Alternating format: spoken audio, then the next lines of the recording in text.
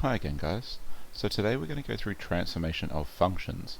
So you should already know your function notation, you should already know how to sketch, or at least to use some computer software to sketch some functions, and today we're going to look very specifically at the transformation in many different ways. So all this is here in front of us, to start us off, is a function of x, f of x, but you'll notice we've got some modifiers. So we got a, which means something like 3 times that function. We have this plus d, which means we could have plus 3 to that function. But we also got some things inside the brackets. Now what this means is that we could have something timesing by 2, so we're timesing by this input by 2 before we do anything, or adding 3 to the input before we put it into our function. And I'll explain that more when we get to it. So what I'm going to do now is I'm going to go next slide. We're going to slowly go through this, but it is going to be a longer video. Make sure you use the chapters there to skip and go to different sections. We've also got some work here. So I'm going to do a bunch of worked examples at the end because of the difficulty of this topic. So you'll notice that we've got worked example 1, 2, 3, 4, and 5. So there'll be 5 worked examples. They're going to be chaptered off at the end, and my thinking process as I go through them. And they're from different schemes. So there's some stuff here from edX also, or the booklets. So from the Pearson book, and there's some here from the old exams, and I've just picked and there's some here from the Australian curriculum book from Jacaranda Maths Quest. So I'm going to go through each of these using the techniques that we're going to go through today. Okay. So the first one we're going to look at is, if you have a look here, I'm using Desmos, by the way. So Desmos is a great program, so you can either use Desmos or GeoGebra. They're the ones I would advise you going to. And if you wanted to give this a go, this is the function that I've got here. So you go to the graphing calculator and you type exactly this in, and it will give you this here. So I've labeled the points, so because we'll be talking about them as we go. So the first one that we're going to do is we are going to do our y-axis. I deal with the y and the x-axis separately. We're going to deal with how our output, or our y-axis of our function, changes. So very specifically, we're going to look at this a value here and this d value. So the first one's actually fairly simple. We're going to look at the d value here. The idea is that if I have a function, and that's our function there, which I've got here, if I was to say add 2 to it, so if I add 2 to it, that means any output out of my function would then be added 2 on top of it. So let's think of it this way. If I had x is equal to 0, that would be f of 0. Okay, I would get 0 cubed minus 3 times 0 plus 2, which is 2, which you can see on the graph here. But if I was then going to do f of 0 plus 2, I'd take this value and I'd actually get 4. So and that means that every single point on my graph would increase by 2. That's what this means. And let's look what that looks like on the next slide. So as you can see here, f of x plus 2, every single value, so if you look from this value and up, every single value has gone up 2. And you can see that. So this is 8, so it has gone up 2, this has gone up 2, and this has gone up 2. And what we're doing is we're modifying this value on the end. And it's just adding or subtracting a number like this. It is our simplest one to deal with. And as some of you might understand, if I then do f of x minus 2, my red graph instead would go down 2. So this point would be here, this point would be here, this point would go down 2, so it would be here, and this point would be here, and you'd end up with something that looks like this. And you'll see that on the next slide. Okay, so if I was to do that, I would end up instead getting this here. So as you can see, this here would be f of x minus 2, which is okay, because it's actually 2 lower than my original function. Alright.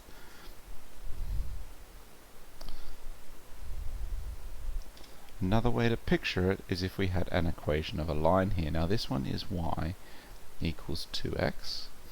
Now, as you've probably known before, this is y is equal to mx plus c. But let's say that I add 4 on in the end.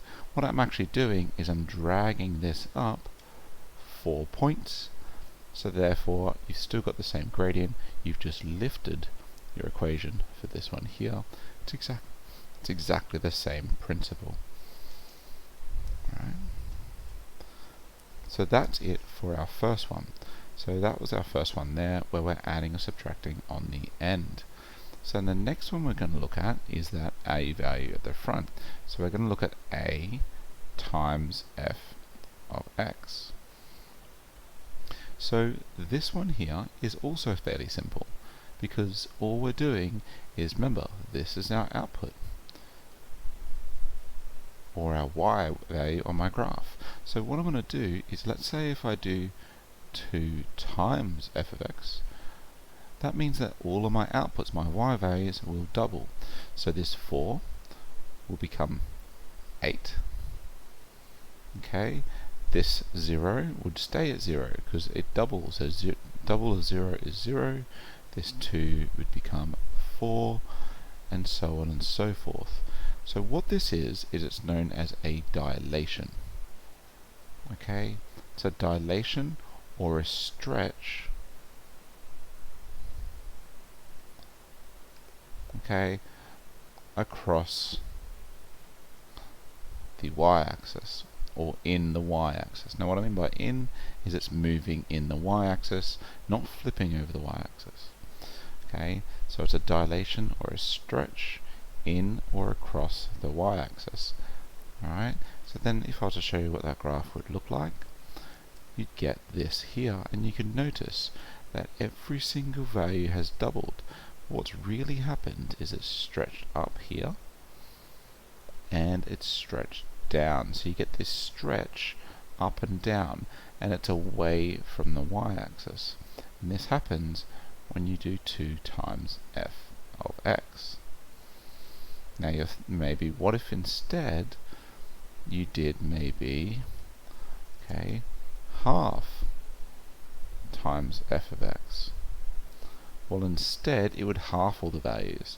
So again, 0 stays at 0, but instead this would all become half, and you get something much smaller, which I do have a graph for you, which would look like this here.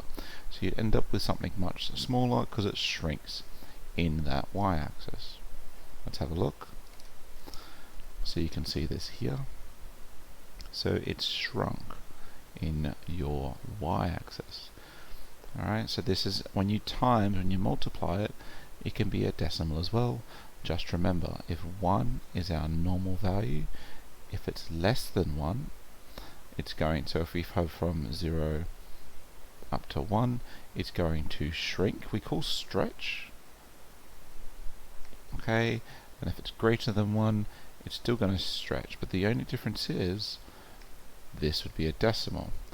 Now, as you might know from younger years, the way that we talk about these, and if you were to describe them, it would be a stretch. Okay, it would be a stretch with a scale factor of whatever you're talking about. So in this one, because it's half, it'd be a scale factor of a half. And the one before would be a scale factor of 2, because it doubled in its strength. Okay, so it doubled, went up by 2. There is one more that we have to deal with as well with this here. What if, so let's go back to our original one. What if I start here? What if I threw a negative in front of it? So, a negative in front of it, well, that means that every output that was positive would become negative. So this 4 would become negative 4, but every single negative value would become positive. So what you get is you get a reflection in the y-axis, or across the x, or across the x-axis here in the y-axis. Okay, and you get something that looks like this. Alright, and you can see that all my positives have become negative and all my negatives have become positive. Okay, and you can see that here. Okay, obviously our 0 stays the same, but that's when we have negative f of x. Alright, now I'm going to talk about it a little bit because we've got to do the inside the brackets first. But what we've done is we've just described these ones here. A very simple way to do it. Because it's multiplied, we have a stretch. Because it's a multiplier, so it stretches it up and down across in the y-axis. And this d, it translates it. Now I forgot to say something before, which is how we talk about translation. So let's say if I had f of x plus 2, actually this means that it's moving up 2, and as you might have known from younger years, we talk about that in column vectors. So if it moves up 2, you'd say 0 and 2, because that means it's moved up by 2 using your column vector, translated up. So it's translated by this column vector. Very useful, because you will need to know how to do that for exams when you're when you have to describe these translations. Okay, so that's the very simple one. Just remember, if it's outside, like if it's timesing by the whole function or adding to the whole function, it's in the y-axis. So it's going up and down. That's the really simple part.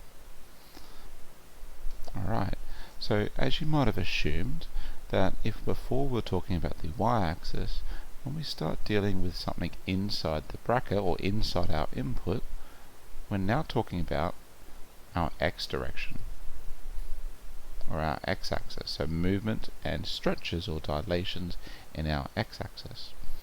And the best way to think about it this way is that, let's say I wanted to define the value of, let's say x equals -2. Alright, now if I'm in, usually you just put -2 into here, but if I'm doing f of x plus 2, before I do anything, now I need to say, so 2, sorry, plus 2, which is actually f of 0. So we're actually taking something that's actually here. We're taking something that is 2 to the right, and we're putting that at its location 2 to the left. Remember, we're trying to find where the position where x is equal to -2. So what we're actually doing, if I wanted to, at x equals to -2, we'd end up getting this value here, because we're taking, because we've got x plus 2. So that's this position here. If I wanted to do x equals -1, I'd actually end up taking this one here, because I'm actually taking from 2 positions on the right. And what you end up with is this blue line here. So this blue line actually is f of x plus 2. So what's happened is we've taken 2 from we've added 2 to every single input. What that means is we get a translation, still because we're adding, it's a nice thing, but we get a translation left by 2. Our graph moves left. Okay, because what it's actually doing is it's grabbing the values 2 to the right of it, of the input. Okay, what you need to remember, and this is really important, is, and this is really helpful, when it's inside the bracket, it does the opposite of what you want, or what you think. Don't know if that's the opposite, but that'll be good for now. So, if it says plus 2, you'd expect it to move to the left, because it's counterintuitive, by 2. Okay, whereas what if I did f of x minus 2? Take a moment to think about it.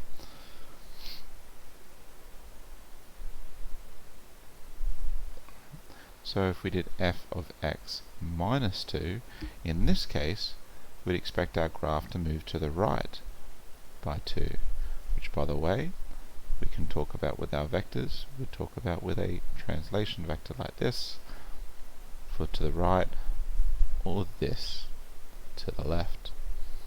Okay, so let's look at what this one here would look like. As you notice, this is f of x minus 2, and it's actually moved to the right by that. And in Desmos, if you've already got this set up with your equation, all you have to do is type this in and it will graph a new one, and you can see that it will move to the right. Okay, so that's our translations. But what happens if I then think about my dilation or my stretch? So if we did 2x, it's the same concept. Because if I was to maybe grab 0 doesn't count, but let's say I grab -1. Actually, before I even put it into my equation, you would end up grabbing the point from -2. So instead of getting this point, it would actually get this point here. Okay, instead of getting 1, it would get this point here. And what you end up with, okay, is something quite interesting. Okay, so if I was going to put 2 times x inside the bracket of my function, double my inputs, I would end up getting a compression. Okay, so remember what I said before about translation. It does the opposite of what you think. So if you times in by 2, what actually you get is you get a stretch or a dilation,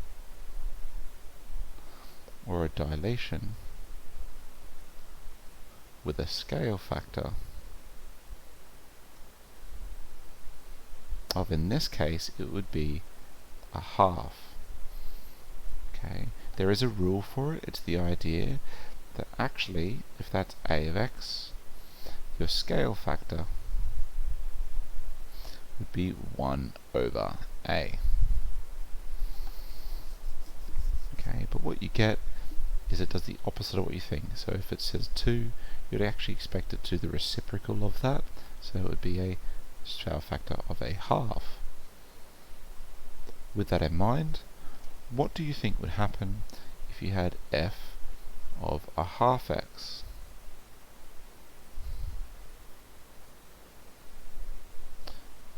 If you guessed right and said that it would be a stretch with a scale factor of, now this is 1 over 1/2, which is actually the same as 2. So if you did this here, it does the opposite of this. Since this is a half, it would actually double. So it actually stretches out, because everything would double here. So let's look what we finished off with. So this is what we finished off with. Our unknowns, we've got something times by the x and adding as well. But in case this is now inside the brackets, the best thing to remember is if it's inside the brackets, it's the x-axis and it does the opposite of what you think. Okay, so if it's plus 3, it actually moves to the left 3. And if we put these back in place as well, on the outside of the brackets it does exactly what you think. Okay, so that's very normal, and that is your y direction, or your y-axis.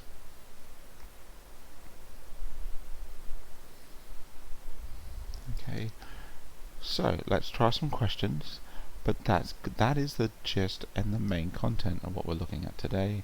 But I'm going to go through some questions and how you'd go about doing them. Alright, this is a topic that students do have difficulty with, so take your time with it. I forgot to do a reflection. So, and I don't have one, so we're going to draw it in manually. So if we had f of negative x, This is the same thing. So imagine instead it's going to take every value. So instead of taking this value here, it's going to take the negative input, which is actually the positive one. Or another way to think about it, it reflects on the y-axis, across the x-axis, but it reflects on the y-axis. So you get this here. Now my diagram's not going to be as neat as it when it's graphed.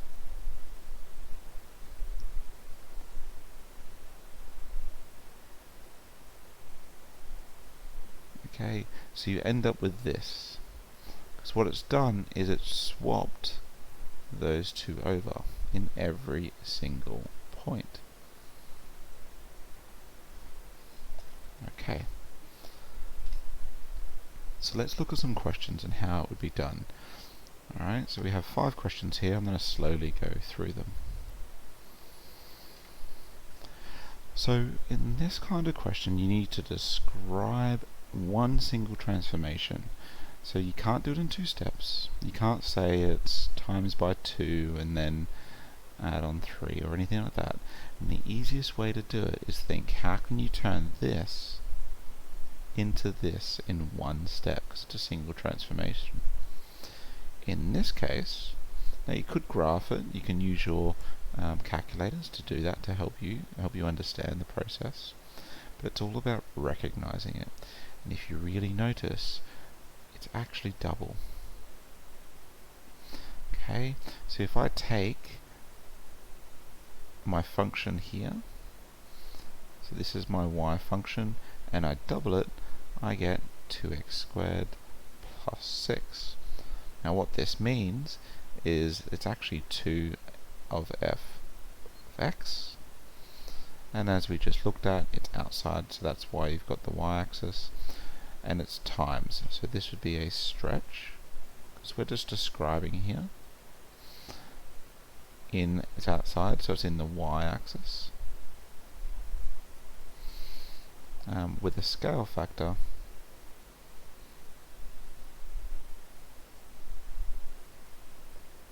of 2. Okay, and that is all it is.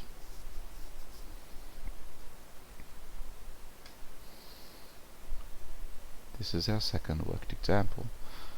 So describe fully the single transformation that maps this, so it has to be a single transformation, onto this here. And it's all about recognition, so what's changed between them? What you might notice is that this x has now been, see how this is squared? And this bracket is squared? So you'll notice that this x has been replaced, so the x has been replaced with x minus 3. So what actually we could see is we've turned f of x and we've replaced it with f of x minus 3. So first off, you'll notice it's a plus or a minus, so the first thing you can say is definitely a translation. It's inside the brackets here because they've replaced the x with a new expression, so it's a translation in the x-axis. And what is our actual translation now? By, okay, and we don't say left and right because we're better than mathematicians than that. In this one, so it's negative 3 does the opposite of what you think. So that means it goes to the right 3. Okay, so that means with our column vector, we do 3 and 0.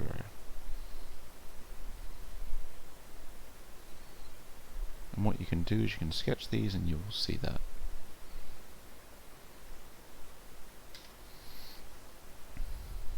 Okay, a little bit more interesting.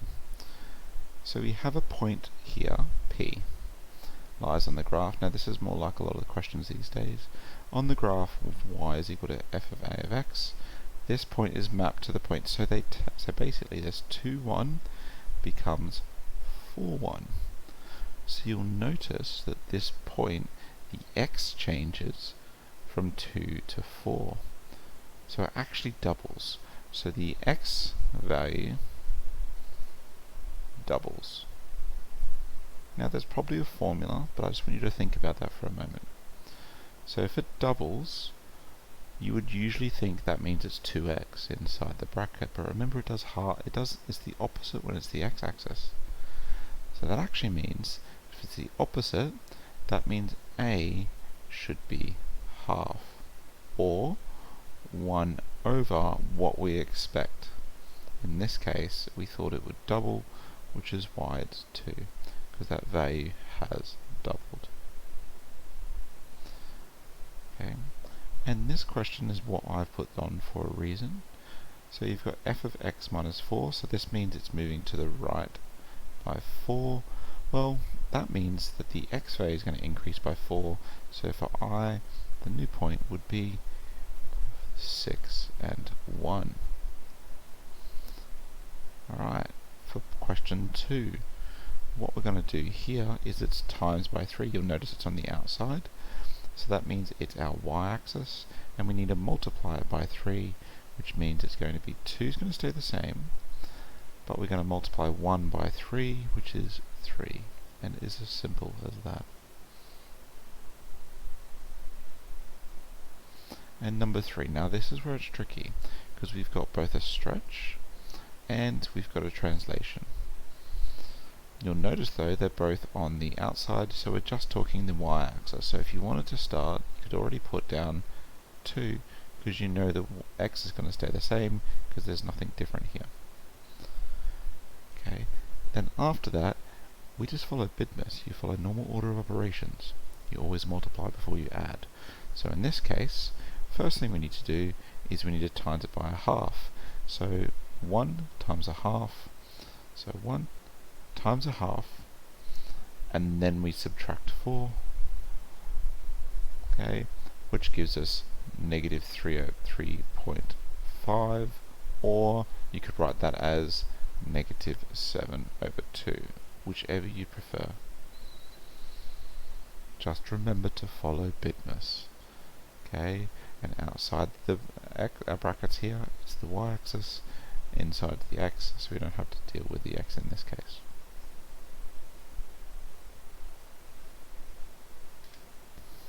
Okay, so I've just graphed this off the screen, and what it says is find the possible values of b such that the point 2 and 0, so what we're looking at is this point here, lies on the curve with this equation.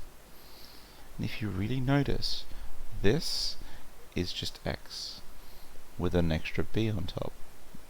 This is just this section with plus b in it, and this one is the third section here with plus b. So really what it's saying is, what is f of x plus b? Because we've replaced our x now with x plus b in each of these cases. So what can we do? So remember, now we're moving. This is our translation, and it's b, so that means I'm moving it. Now let's have a look. How can I move so I get this point here? Well, it could move to the right by 2. That means my first value, b, could be equal to, remember it's opposite of what you think, negative 2. Alright, and you can check that if you like.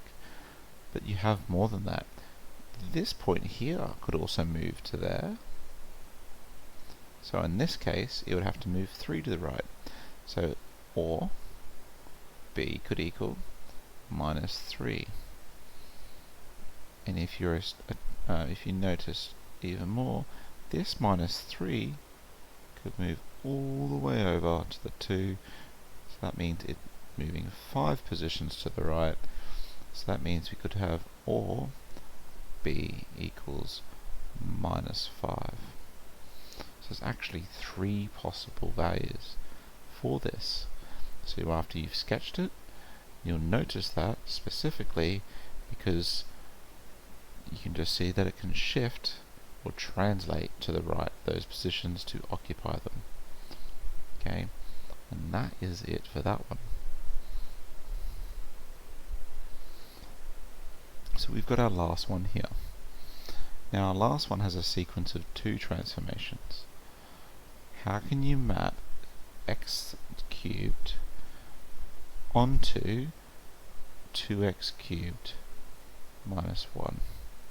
It's a fairly simple one for us to do, but you can notice that if this is my function f of x, which is what it is, what would I do to it? Well, use your business. Now we don't have to do any, this is nice and simple because it's just minus 1 in the end, so it's just 2 times f of x, and then we'd minus 1, which would end up, because all I'm doing, if you notice, and another way you could do this is you can replace, you can factorize, you can substitute your f of x into the place of x cubed and see if it still fits, which it does in this case. So our sequence of two transformations would be, first off we got to do this, so it's a stretch in the y-axis, or the y direction, by a scale factor of 2, and then a translation. Okay, so you'll notice it's on the outside, so it's the y-axis, a translation, and you don't have to do y-axis because all we have to do, so it's down, so it's 0, and negative 1, because that means down 1, and that is it. Just increase my grammar a bit nicer. That's translations with 5 examples. It's a lot of work there. So let's have a look. Let's just recap. If it's inside the brackets, okay, it's tricky, but it's the x-axis, and it does the opposite of what you want, or what you think will happen. Where if it's outside the brackets, it's the y-axis, it does exactly what you think it will. Okay, and what I mean by that is that when you add or subtract, it moves up or down. Okay, it is a translation. And when you times, it's a dilation or a stretch. Okay, and the only difference being when it's inside, it does the opposite of it. So instead of going, if it's plus, it would go to the left. If it's negative, it would go to the right. And our scale factor is the reciprocal. I hope that helps. Have yourself a good day, and feel free to watch this as you need. Thank you.